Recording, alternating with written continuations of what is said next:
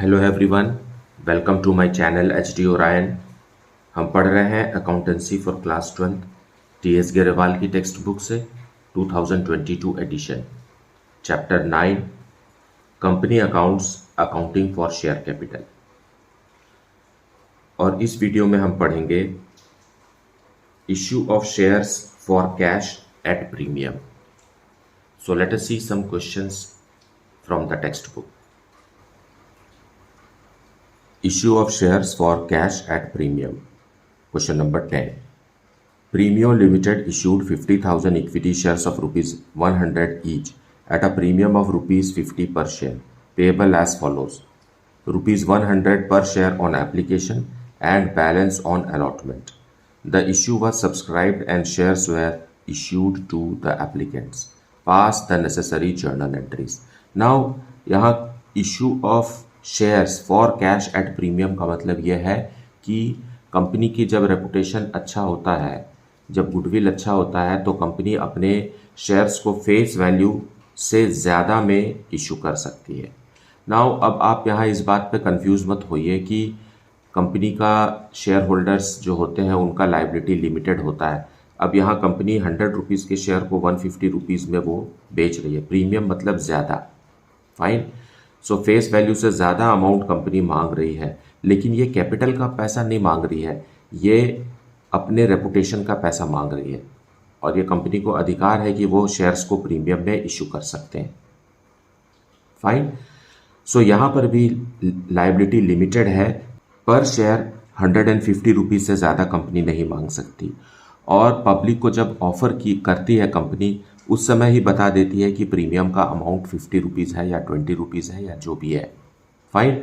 उसको सुनते हुए, उसको जानते हुए अगर कोई शेयर होल्डर अप्लाई कर रहा है ना, कोई इन्वेस्टर अगर अप्लाई कर रहा है तो उसे 150 रुपीज़ देना ही है, फाइन। और दूसरी बात यह है कि ये जो 50 रुपीज़ प्रीमियम का है, ये अलॉटमेंट के साथ ही एडजस्ट होगा, क्योंकि क्वेश्चन में कभी नहीं लिखा है, यहाँ कहीं नहीं लिखा है कि एप्लीकेशन के समय इस प्रीमियम को पैसे को रिसीव करेगी कंपनी या अलॉटमेंट के समय। तो आप जान लीजिए कि जब कभी भी ऐसा क्वेश्चन हो तो हमें प्रीमियम का पैसा अलॉटमेंट के समय रिसीव करना होता है। सो बैलेंस ऑन अलॉटमेंट का मतलब हो गया 50 रुपीज़, है ना, क्योंकि पर शेयर अब 150 रुपीज़ हो गया। फेस वैल्यू उसका 100 रुपीज़ है, 50 रुपीज़ प्रीमियम है, 100 रुपीज़ एप्लीकेशन के समय ले रही है, जो कि पूरा का पूरा कैपिटल का है। और जो एक्स्ट्रा प्रीमियम का पैसा कंपनी ले रही है उसको ही शेयर होल्डर अलॉटमेंट के समय देगा, fine. So let us see the solution.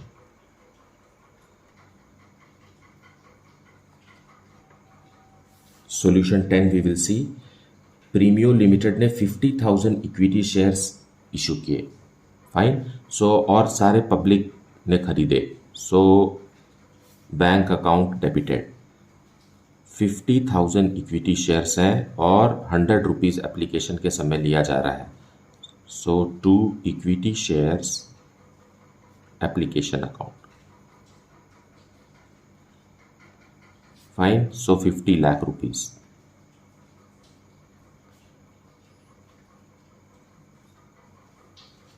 Being application money received.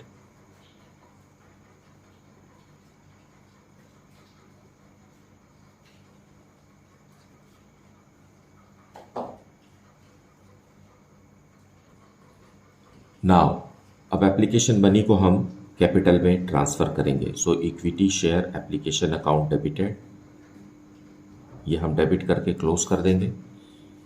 50 lakh rupees to equity share capital account,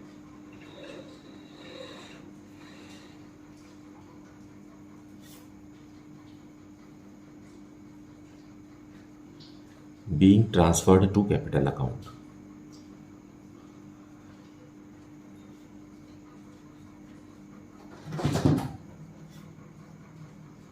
now इस बात को समझिए कि प्रीमियम का जो अमाउंट रहता है वो अलॉटमेंट के समय ही एडजस्ट होगा, कभी भी उसे हमें एप्लीकेशन के समय एडजस्ट नहीं करना है जब तक क्वेश्चन में अदरवाइज कहा नहीं गया हो, फाइन।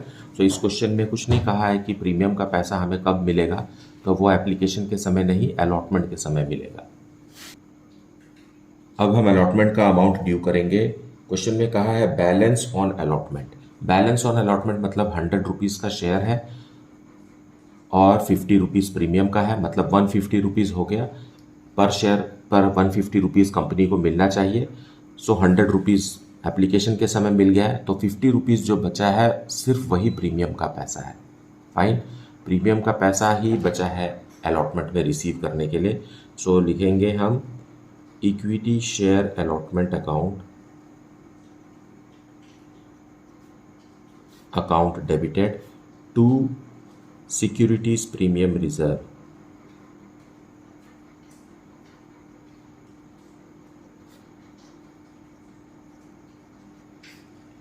फाइन। और ये है 50,000 शेयर्स है, इक्विटी शेयर्स है, और उस पर कंपनी 50 रुपीज़ का प्रीमियम ले रही है। ये हो गया 25 लाख रुपीज़।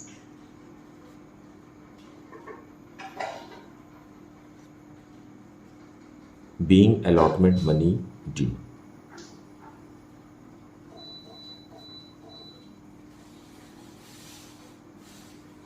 और ये मनी सिर्फ प्रीमियम का ही है। नाउ ये जो प्रीमियम का अमाउंट हमें रिसीव हुआ है, ड्यू हुआ है, उसे हम रिसीव करेंगे। सो बैंक में रिसीव करेंगे, bank account debited to equity share allotment account.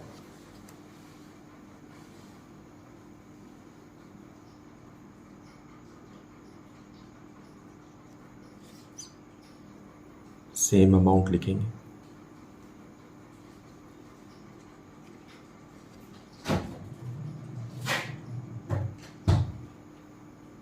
Being allotment money received.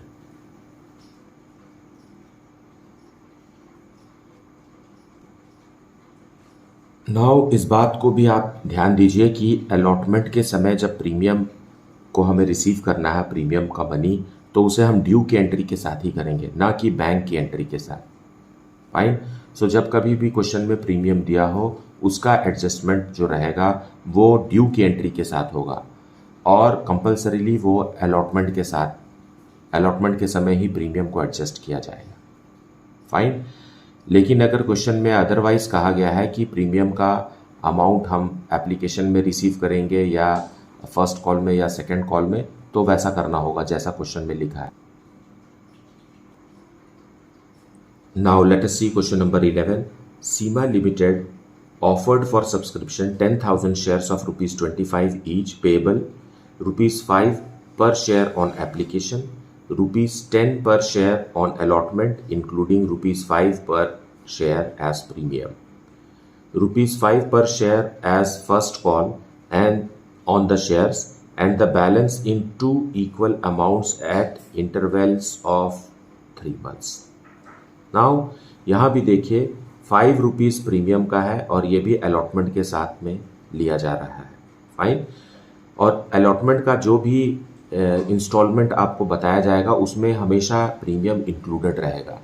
अगर यहाँ 5 रुपीज़ इंक्लूडिंग अगर नहीं भी लिखा रहता तो भी आपको समझना है कि अगर प्रीमियम वाला क्वेश्चन है तो जो अलॉटमेंट मनी दिया हुआ होगा उसमें प्रीमियम का मनी इंक्लूडेड होगा। फाइन।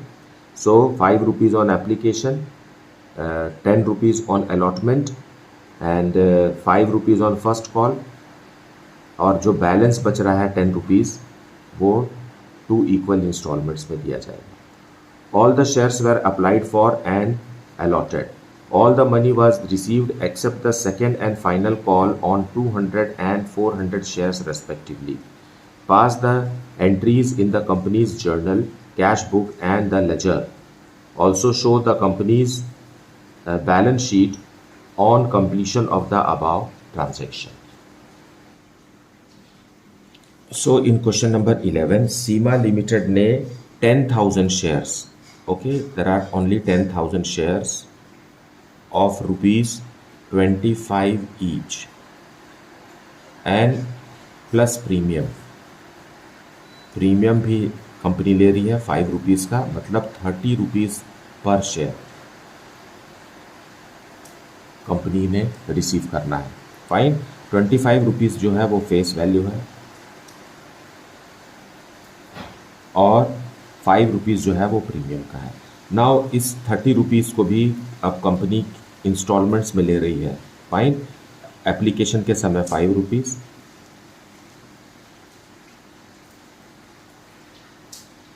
देन ₹10 ऑन अलॉटमेंट, जो ₹10 जो है वो ₹5 कैपिटल का है और ₹5 प्रीमियम का है।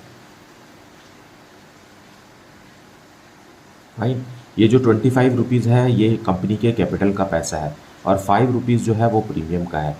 देन फर्स्ट कॉल के समय भी ₹5। फाइन, सो इस तरीके से कैपिटल का पैसा कितना हो गया, ये ₹30 जो है ये ₹25 कैपिटल का और ₹5 प्रीमियम का है। तो हम अगर कैपिटल के पैसे को गिने तो ₹5 प्लस ₹5 प्लस ₹5 हो गया ₹15। अब बच गया 10 मोर रुपीज़, सो उसको भी कंपनी 2 इक्वल इंस्टॉलमेंट्स में ले रही है। So on second call ₹5 and on third and final call ₹5। इस तरीके से कंपनी के पास पूरा का पूरा ₹30 रिसीव होगा और ये ₹30 क्या है, ₹25 कैपिटल का है और ₹5 प्रीमियम का है और प्रीमियम का पैसा हमेशा अलॉटमेंट के समय एडजस्ट करना है। Please remember this. नाउ सबसे पहले हम कैश बुक बनाएंगे क्योंकि क्वेश्चन में कैश बुक बनाने कहा है। So to share application account. So share application में कंपनी के पास 10,000 शेयर्स हैं एंड ₹5 पर शेयर के हिसाब से ₹50,000 कंपनी को बैंक में रिसीव होगा। और क्योंकि हमें कैश बुक बनाना है इसलिए हम इसे सीधा कैश बुक में रिकॉर्ड करेंगे। ये कैश अकाउंट नहीं है, ये कैश बुक है और जब एंट्रीज कैश बुक में मेंटेन होती है तो नॉन कैश आइटम का ही जर्नल एंट्रीज होता है। क्योंकि ये कैश आइटम है इसलिए इसे हमने कैश बुक में लिखा है। Now we will transfer this. So in the journal transfer की एंट्री यहाँ की जाएगी। So share application account debited to share capital account ₹50,000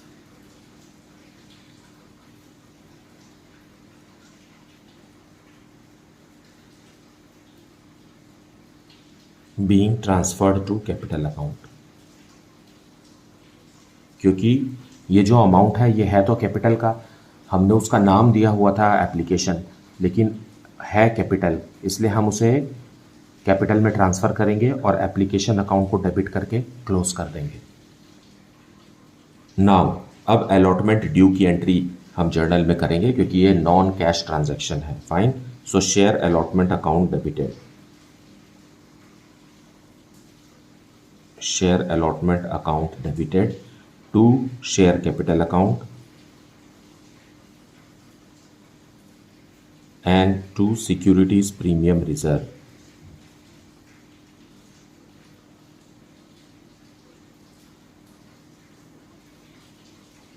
now है तो कंपनी के पास 10,000 शेयर्स और अलॉटमेंट के समय ₹10 कंपनी मांग रही है।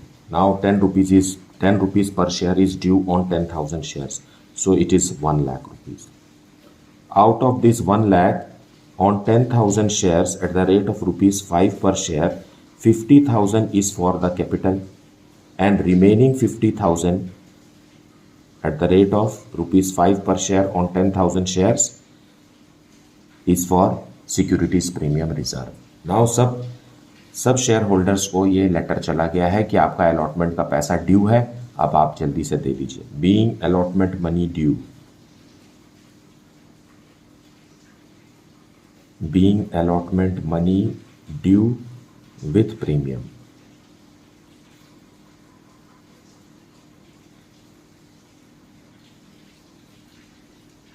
Now it is written in the question that the money is duly received. So this allotment money is due in the journal, but it will be received in the cash book. So let us go to cash book. To share allotment। So share allotment कितने से debit हुआ था, ₹1,00,000 से, और ₹1,00,000 company को receive हो गया share holder से। because it is written in the question the money was duly received. अब फर्स्ट कॉल ड्यू करेंगे, so share first call account debited to share capital account.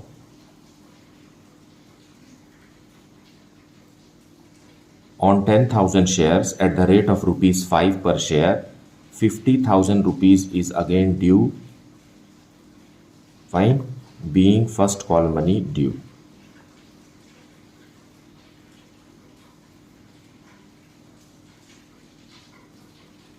Now, receiving of first call money will be recorded in cash book. To share first call, 50,000 rupees was received. Now, share second call will be made due. Share second call account debited to share capital account. On 10,000 shares at the rate of rupees 5 per share, it is 50,000 rupees due from the investor.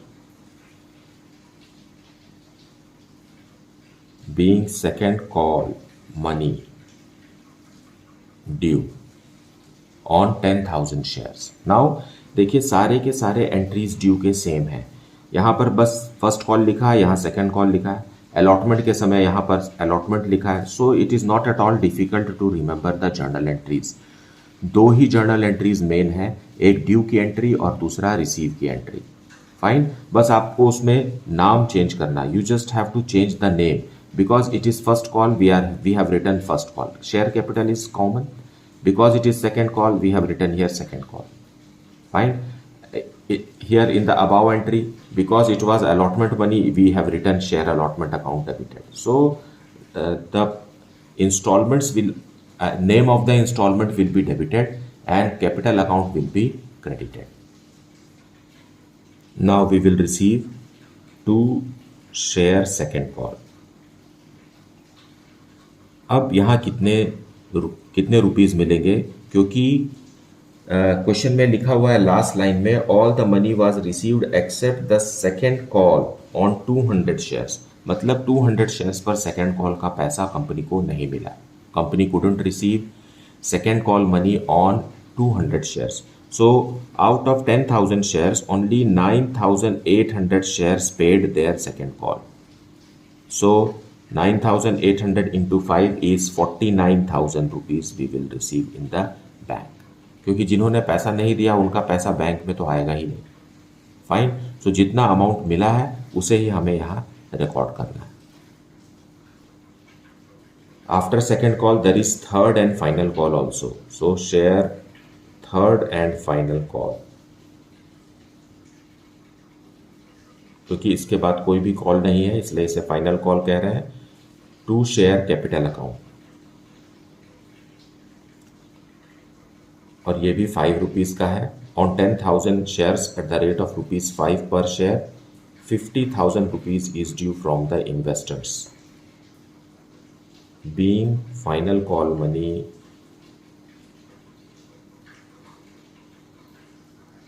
Due. लेकिन final call के बारे में भी question में लिखा हुआ है कि all the money was duly received accept final call on 400 shares. अब है हमारे पास 10,000 शेयर्स, लेकिन 400 शेयर्स पर ये फाइनल कॉल का अमाउंट रिसीव नहीं होगा. It means 400 into 5 that is 2,000 rupees हम रिसीव नहीं करेंगे. So how much we will receive? 50,000 minus 2,000 that is 48,000 we will receive in the cash book.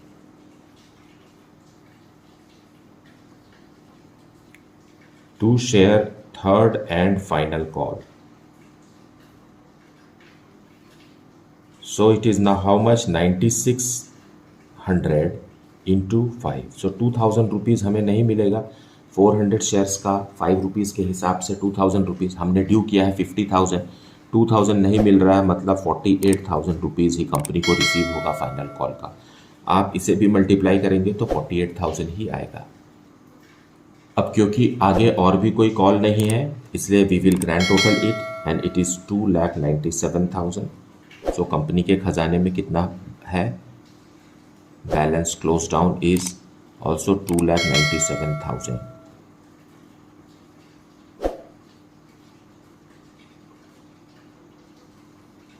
तो इस तरीके से हमारा कैश बुक रेडी है। नाउ लेजर में हम शेयर कैपिटल अकाउंट देख लेते हैं। हमें सिर्फ पोस्टिंग करना है। देखिए शेयर कैपिटल अकाउंट क्रेडिट हुआ है एप्लीकेशन के नाम से। यहाँ share capital account again credit हुआ है अलॉटमेंट के नाम से। देन फर्स्ट कॉल के समय में भी शेयर कैपिटल अकाउंट क्रेडिट हुआ है, सेकेंड कॉल के समय में भी शेयर कैपिटल अकाउंट क्रेडिट हुआ है, एंड फाइनल कॉल के समय में भी शेयर कैपिटल अकाउंट क्रेडिट हुआ है। Fine. So we will post these journal entries into ledger. Due की एंट्री में ही शेयर कैपिटल आ रहा है और हमेशा क्रेडिट हुआ है, तो हमें सिर्फ क्रेडिट साइड ही लिखना है। So by share application, by share application कितना था? 10,000 इंटू 5 ही है, सो 50,000। बाय शेयर अलॉटमेंट, ये भी 10,000 इंटू 5 है, क्योंकि कैपिटल का लिख रहे हैं ना, हमें यहाँ प्रीमियम का पैसा नहीं लिखना है। सो यहाँ भी 10,000 इंटू 5 ही रहेगा। Fine. By share first call 10,000 into 5, that is again 50,000। By share second call, यहाँ भी 10,000 into 5, that is 50,000। Then by share third and final call, यहाँ भी है 50,000। So in this way we get how much? 2,50,000, और इसे हम close कर देंगे। To balance close down is the balancing figure 2,50,000। 2,50,000, क्योंकि कंपनी ने शेयर जारी किए थे कितने? 10,000 शेयर जारी किए थे eight the rate of ₹25। So 10,000 into 25 इतना ही है। कंपनी ने सारे इंस्टॉलमेंट्स शेयर होल्डर से ले लिए हैं, और इस तरीके से जितना भी कंपनी ने ड्यू किया है उसकी एंट्री यहाँ पर होगी। रिसीव की एंट्री में कम ज़्यादा हुआ है, इसे हमें नहीं लिखना है यहाँ। जितना ड्यू हुआ है उसे ही हमें यहाँ लिखना है।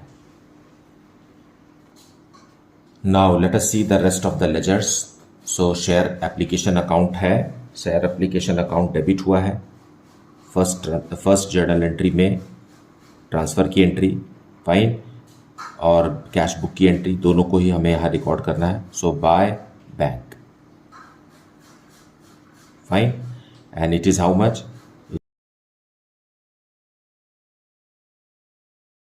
And here also to share capital account,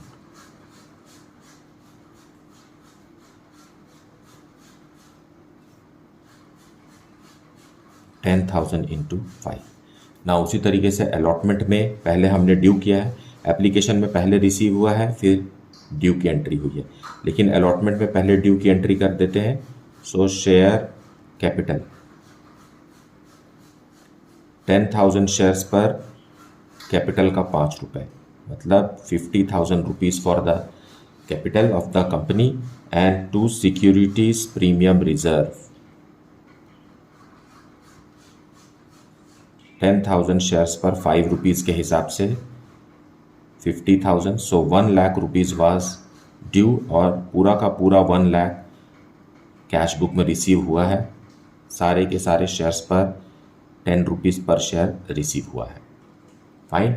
उसी तरीके से शेयर फर्स्ट कॉल ड्यू करेंगे, तो to share capital account on 10,000 shares at the rate of ₹5 per share, 50,000 is due and it is duly received. So by bank 50,000.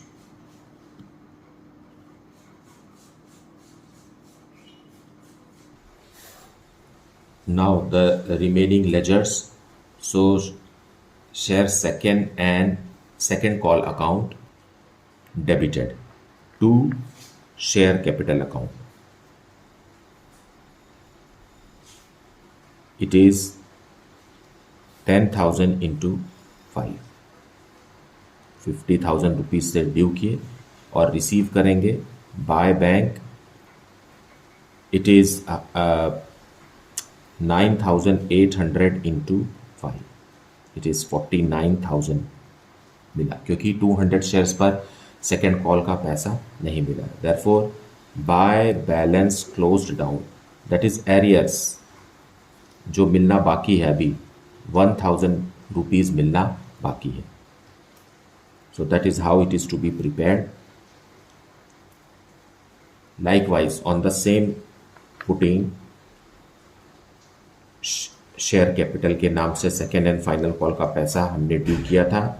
10,000 shares पर 5 rupees पर share के हिसाब से 50,000 rupees is due. And bank में कितना आया? 400 शेयर्स का पैसा नहीं आया, मतलब 9,600 शेयर्स पर ही 5 रुपीज़ आया, मतलब 48,000 रुपीज़ कंपनी ने रिसीव किया और बाकी का बाद में करेगी। So balance close down is arrears, इसे हम कॉल्स इन एरियर्स कहते हैं। And this is 400 into 5, 400 into 5 that is 2,000। And here arrears is how much? 200 shares पर 5 रुपीज़ नहीं मिला, मतलब 1,000 नहीं मिला। So this way the ledger is to be closed. Now securities premium reserve भी है। सिक्योरिटीज प्रीमियम रिजर्व जब due किया गया अलॉटमेंट के समय और पूरा पैसा मिला, fine. So securities premium account हम ड्यू किए थे, so to buy share allotment, fine, on 10,000 shares at the rate of ₹5 per share 50,000 rupees was made due to the shareholders, और सारा का सारा पैसा मिला, वो बैंक में मिल गया, फाइन। तो हम यहाँ लिखेंगे to balance closed down, it is how much? 50,000। So securities premium reserve is showing a credit balance, जो कि बैलेंस शीट में लाइबिलिटीज़ की तरफ ये शो होगा। इसे आप ध्यान दीजिए कि ये सिक्योरिटीज प्रीमियम रिजर्व का अमाउंट कंपनी को रिसीव होता है, शेयर कैपिटल का पैसा भी कंपनी को रिसीव होता है, लेकिन सब कौन से बैलेंस होते हैं? क्रेडिट बैलेंस होते हैं। यहाँ भी आप साफ साफ देख सकते हैं कि सिक्योरिटीज प्रीमियम रिजर्व अलॉटमेंट के समय 50,000 रुपीज़ से हमने क्रेडिट किया और यही हमारा क्रेडिट बैलेंस है। बैंक की एंट्री जो होती है वो तो कैश बुक में अलॉटमेंट के नाम से होती है। नाउ अब बैलेंस शीट बनाने के लिए पहले हम नोट टू अकाउंट्स बनाएंगे, और फर्स्ट नोट है शेयर कैपिटल का। शेयर कैपिटल में फर्स्ट है ऑथराइज्ड कैपिटल।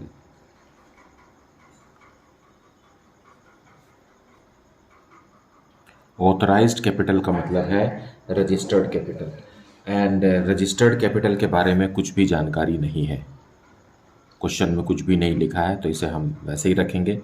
दूसरा इंफॉर्मेशन रहता है इश्यूड कैपिटल।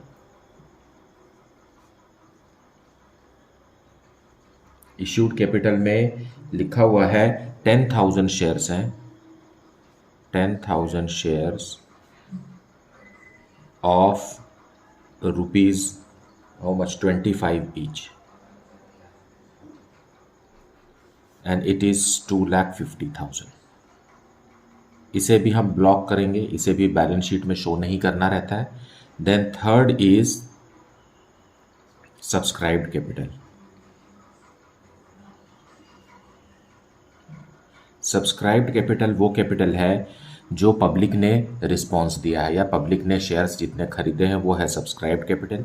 इशूड कैपिटल का मतलब होता है जो पब्लिक को कंपनी ने ऑफर किया है कि इतने शेयर्स हैं, आप चाहे तो इन्वेस्ट कर सकते हैं, और रिस्पॉन्स जो पब्लिक का आता है उसे हम सब्सक्राइब कैपिटल कहते हैं। तो पूरा का पूरा शेयर ही सब्सक्राइब हो गया है, 10,000 shares. So 10,000 shares of ₹25 each. इसे मैं इनर कॉलम में ही लिखूंगा 2,50,000, क्योंकि पूरा का पूरा 2,50,000 कंपनी को नहीं मिला है। इसमें हम लेस करेंगे calls in arrears, calls in arrears, मतलब जो रकम कंपनी ने व्हाट्स दैट शेयर होल्डर से मांगा और वो नहीं मिला, वो है 3,000 रुपीज़। कैसे पता चला 3,000 रुपीज़? कि सेकेंड कॉल के समय में 1,000 रुपीज़ नहीं मिला और थर्ड कॉल के समय में 2000 रुपीज़ नहीं मिला, इसका मतलब है टोटल 3000 रुपीज़ कंपनी को नहीं मिला। सो इट इज़ 2,47,000। नाउ यही वो अमाउंट है जिसे हमें बैलेंस शीट में शो करना है शेयर कैपिटल के नाम से। अच्छा, अब नोट टू अकाउंट 2 में देखेंगे reserves and surplus. Reserves and surplus में है securities premium reserve.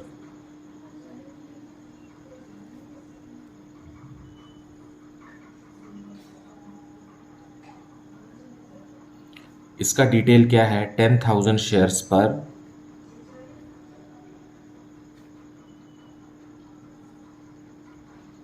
Eight the rate of ₹5 per share,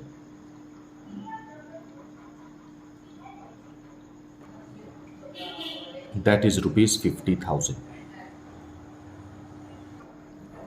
इसी तरीके से थर्ड नोट्स टू अकाउंट बनाएंगे।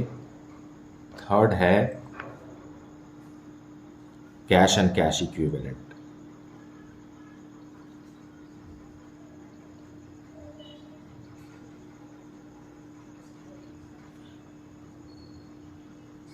Cash at bank. Cash at bank में जैसा कि हमने कैश बुक में बनाया है 2,97,000। फाइन। सो इस तरीके से ये तीनों चीज़ ही हमें बैलेंस शीट में शो करना है। Now let us see the balance sheet. So balance sheet of Seema limited as prescribed in Schedule 3 Part 1 of the Companies Act 2013। Fine, ये वर्टिकल बैलेंस शीट बनता है। सबसे पहले हमें इक्विटी एंड लायबिलिटीज लिखना है।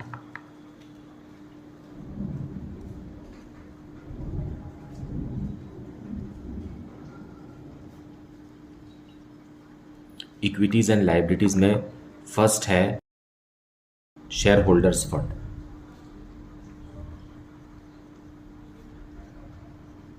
शेयर होल्डर्स फंड का first part है शेयर कैपिटल, जो हमने नोट 1 में प्रिपेयर किया है, और ये है 2,47,000। फाइन। उसी तरीके से शेयर होल्डर्स फंड में एक और आइटम है reserves and surplus,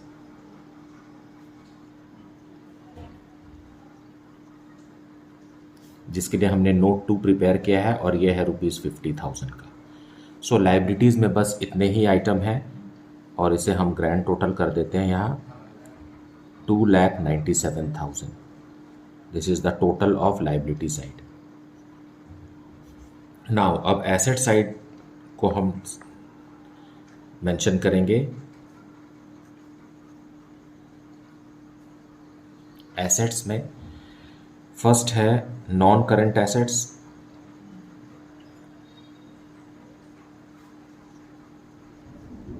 non current assets में कुछ भी नहीं है। सेकंड है करंट एसेट्स।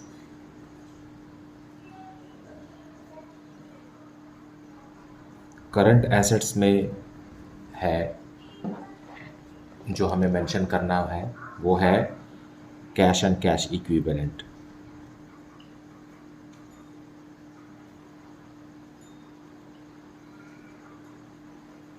जो हमने नोट 3 में प्रिपेयर किया है, ये कैश एट बैंक है एक्चुअल में, और ये है 2,97,000 का। सो इस तरीके से हमारा बैलेंस शीट एसेट्स और लायबिलिटीज़ दोनों ही बराबर है। यहाँ ग्रैंड टोटल लगाएंगे हम 2,97,000। This is the total. So in this way the balance sheet of the company is ready as asked in the question. Balance sheet में कभी भी हमें डिटेल शो नहीं करना है। जैसा कि फॉर्मेट प्रिस्क्राइब्ड है शेड्यूल 3 पार्ट 1 में, हमें उसका हेडिंग और अमाउंट ही लिखना है, और जो कुछ भी डिटेल है उसे हमें नोट में डिस्कस करना है, जो कि हमने इससे पहले बनाया। और नोट नंबर हमें सही सही लिखना है, क्योंकि इस नोट नंबर से ही हम नोट्स टू अकाउंट में रेफरेंस लेंगे। So this way the balance sheet of the company is to be drafted. मुझे उम्मीद है कि आपने आज का वीडियो भी अच्छे से देखा है, एक्सप्लेनेशन को भी अच्छे से सुना है, और कॉन्सेप्ट आपको समझ में आ गया है। इसके बावजूद भी अगर आपको कुछ डाउट है, then please put it in the comment section. Thank you so much for liking, subscribing and sharing the channel, and if you have not yet, then please do it. Thank you so much for watching the video.